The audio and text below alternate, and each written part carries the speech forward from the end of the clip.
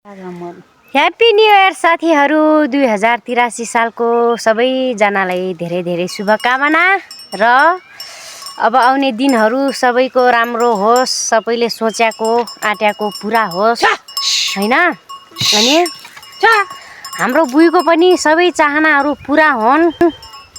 खेत लगाउने चाहना छ बुइको, खेत लगाउने चाहना छ बुइको। के खान्छ न केरेटहरूले पाल्नु पर्यो दुईटा चल्ला। आफ्नो लागि भन्दा चल्लाहरूको लागि सोच्न पर्यो हैन।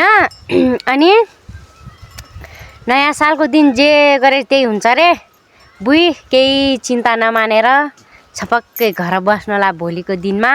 म पनि छपक्क लाएर बस्छु, नयाँ नयाँ कपडा अनि मिठो मिठो खानेकुरा गराएर खानु होला। जे पकाए पनि मिठो मानेर खाम्ला। अनि रुगा लागेको छ तर 83 सालभरि रुगा नलागोस्। भोलि लागे पनि ल सबैजना राम्रो राम्रो ठाउँमा घुम्न जानु होला। हामी भरि जान पान्नौँ किनकि हामी गाउँमा छौँ। गाउँमा भएर गाह्रो पर्छ घुम्न जान बच्चासँग। बुइन बडी भइहाल्नु भयो। खाने खसी मासु के डुल्ने हो र सबैको बसेपछि कहिले के काम गर्छन् भन्छन् र अब कति हुँदैछ।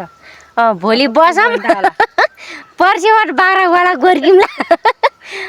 खेत जोत्न जाइन्छ होला अब बिउ राख्ने। तर के भोलि बसिरहन्छन् भनिस् त पर्सि खेत जोत्नै नजानु पर्ने हो के। बोल्दै भने मान्छे को हो?